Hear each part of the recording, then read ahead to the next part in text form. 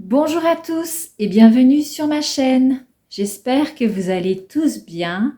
On se retrouve aujourd'hui pour une nouvelle vidéo. Et dans cette vidéo, je vous partage la décoration de ma porte d'entrée à l'extérieur. Donc ça y est, je l'ai fait. J'ai profité qu'il y avait quelques jours de soleil pour le faire. Parce que quand il pleut, on ne peut pas faire ça quand il pleut. Même s'il y a un petit abri, non, en fait, ça va pas. Je préfère qu'il fasse un beau soleil. C'est plus agréable de faire ça au soleil. Donc, je fais tout ça avec vous et je vous partage aussi une recette avec de la semoule et de la pâte de date. On appelle ça des macroutes. Alors, désolée, mais moi, j'ai pas l'accent. Mais voilà, vous allez comprendre quand même. Mais bon, le plus important, c'est le goût. C'est pas de savoir le dire ou pas, c'est le goût. Donc voilà, je fais tout ça avec vous et vous allez voir, c'est une recette vraiment, c'est très simple. Au début, on a peut-être un peu de mal, mais après, je m'y suis fait vraiment rapidement, mais c'est délicieux. Donc c'est parti, on fait tout ça ensemble.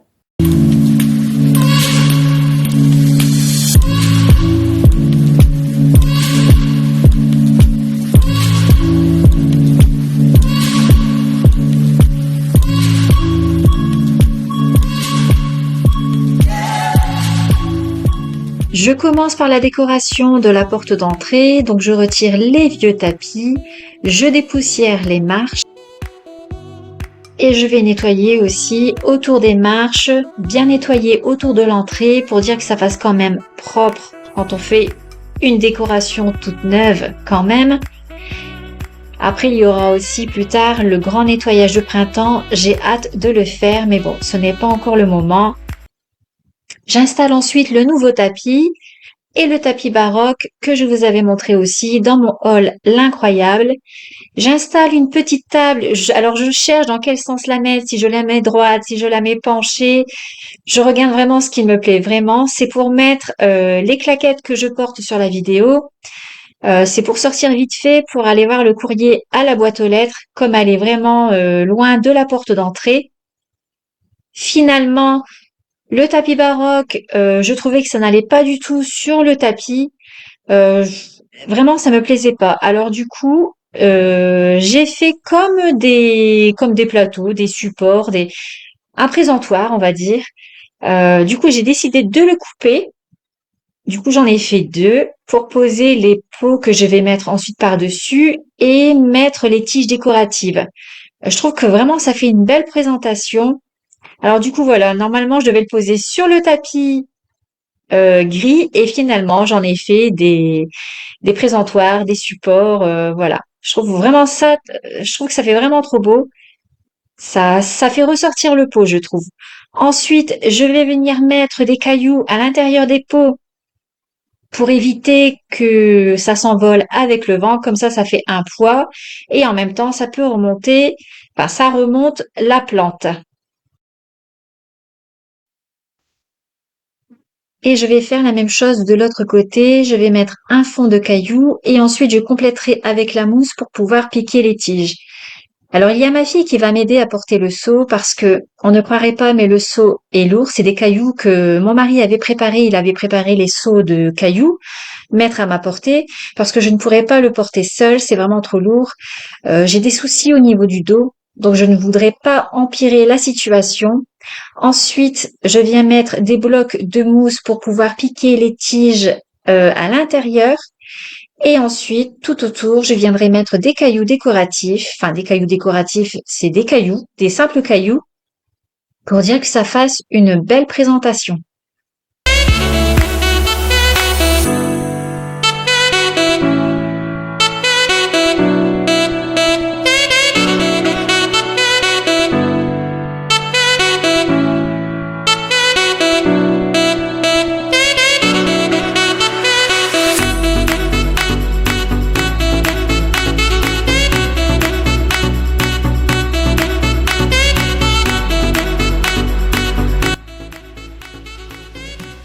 Et je viens nettoyer parce qu'avec les cailloux, ça a fait quand même beaucoup de poussière. Donc je nettoie à l'eau claire. Simplement, je n'utilise pas de produit. C'est pour dire de bien dépoussiérer pour que ça fasse quand même plus propre.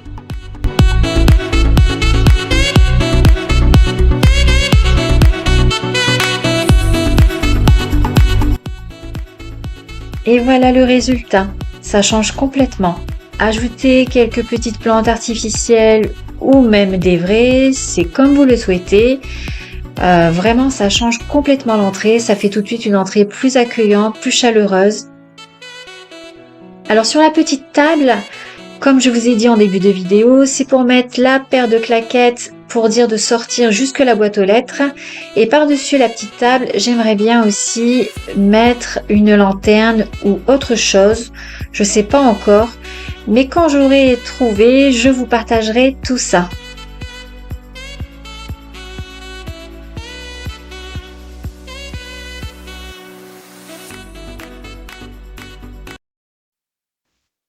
On y va pour la recette. Alors pour 1 kg de semoule, je vais mettre l'équivalent de 2 pincées de sel.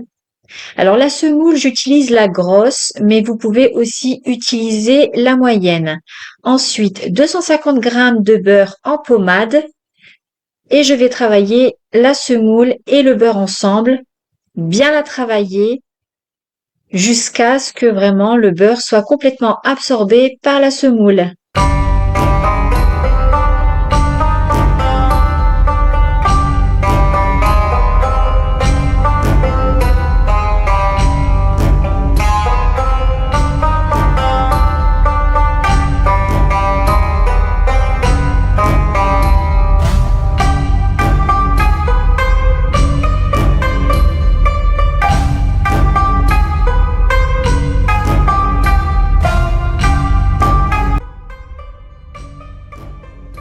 Ensuite, je mets un verre ou une tasse de fleurs d'oranger et je vais venir travailler encore.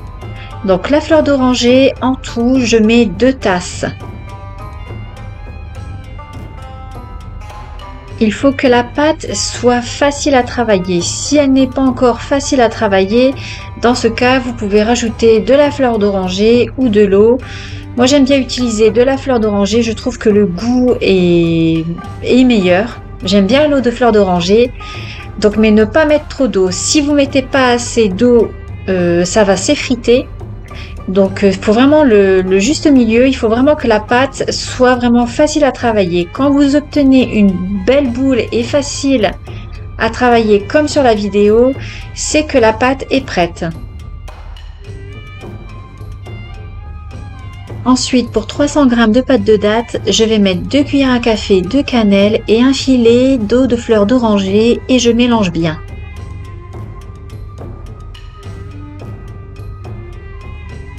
Ensuite, je prends un peu de pâte de semoule et je vais venir former un long boudin. Alors par moment, quand je roule, il y a comme un creux à l'intérieur de la semoule. Donc ce que je fais, c'est que je presse avec ma main, comme je fais là. Et ensuite, je continue de rouler.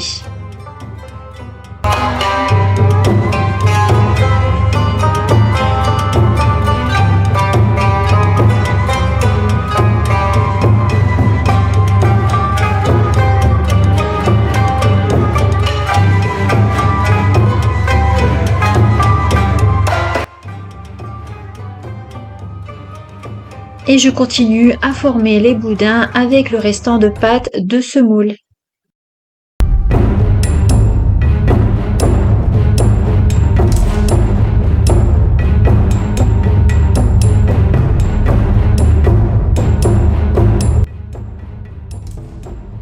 Je viens ensuite faire un creux le long du boudin avec mon pouce.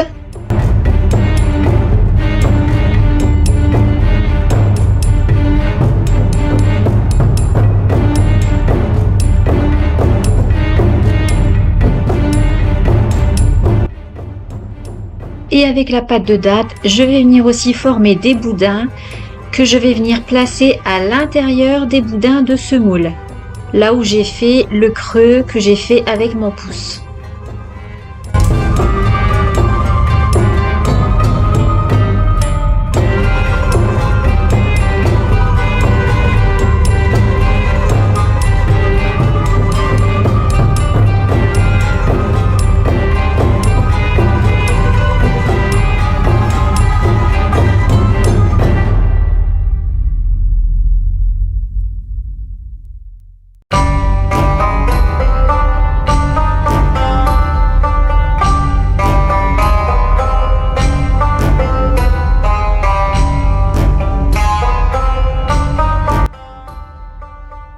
et je referme le boudin de pâte de semoule. Alors si vous voulez essayer de faire cette recette, si jamais vous voyez que la pâte de date a tendance à ressortir du boudin, vous l'enfoncez un peu avec votre pouce et vous refermez bien les bords de pâte de semoule, vous pincez bien. Alors la pâte de semoule peut sécher un peu, donc quand c'est comme ça, vous rajoutez un peu d'eau et vous allez voir, ça va bien se refermer sans souci. Une fois que tout est bien refermé comme ça, vous l'enroulez tout doucement pour dire de lui donner une belle forme arrondie, mais vraiment doucement pour éviter de la casser.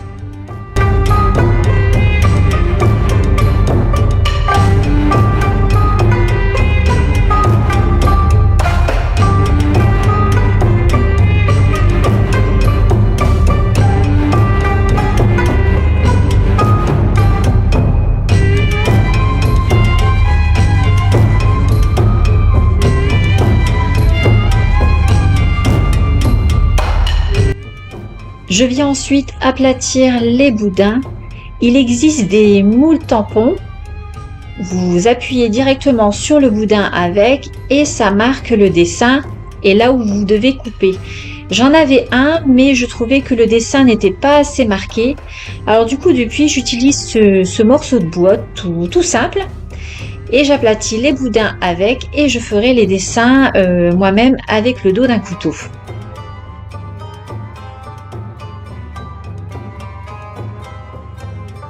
Ensuite, je coupe de biais pour former un losange.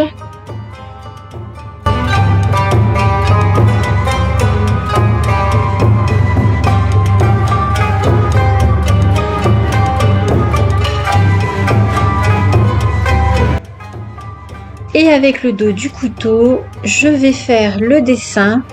Donc je trouve vraiment qu'avec le dos du couteau, c'est vraiment bien marqué.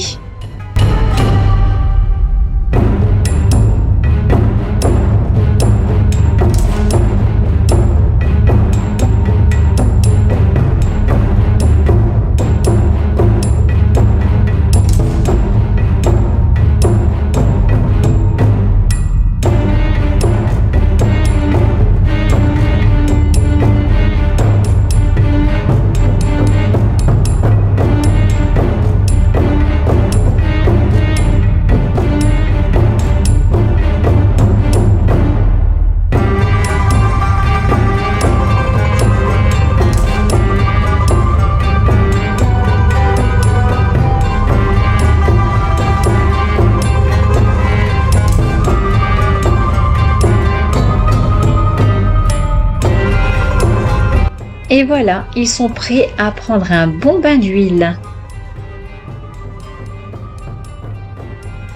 Je les mets à cuire dans l'huile bien chaude et je les ressors quand ils sont bien dorés. Je les dépose ensuite sur de l'essuie-tout pour qu'ils soient bien égouttés.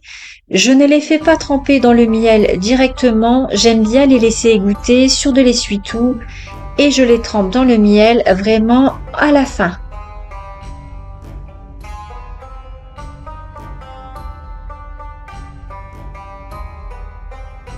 Dernière étape, je vais mettre le miel dans une casserole et je vais y ajouter un peu d'eau de fleur d'oranger pour parfumer le miel. J'en mets vraiment pas beaucoup, je mets juste un filet et je mélange.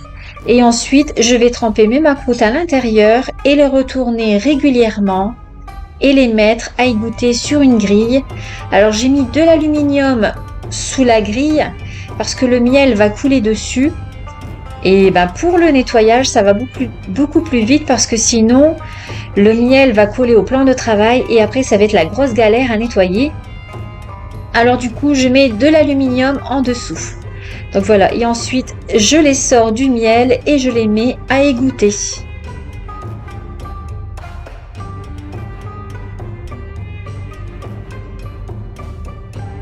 Et j'avais oublié de dire en début de vidéo, je voulais souhaiter la bienvenue aux nouveaux abonnés. Alors si vous regardez ma vidéo pour la première fois, je m'appelle Valérie, j'ai 43 ans, j'ai 4 enfants. Je vous partage des routines ménage, de l'organisation, de la décoration et des recettes. Alors n'hésitez pas à vous abonner si ce n'est pas encore fait. de partager ma vidéo et de mettre un petit pouce.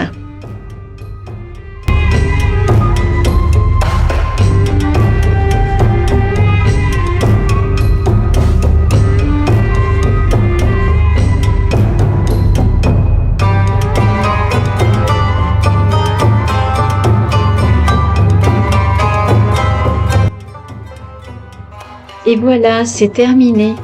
Alors ne pas les laisser trop longtemps à l'air. Une fois bien égouttés, les mettre dans une boîte hermétique ou alors vous les mettez dans une marmite, un saladier. Vous mettez de l'aluminium pour bien les conserver, surtout bien fermés. Et vous les conserverez un petit moment. Voilà, la vidéo se termine. On se dit à bientôt dans une prochaine vidéo. Et n'oubliez pas de mettre le petit pouce.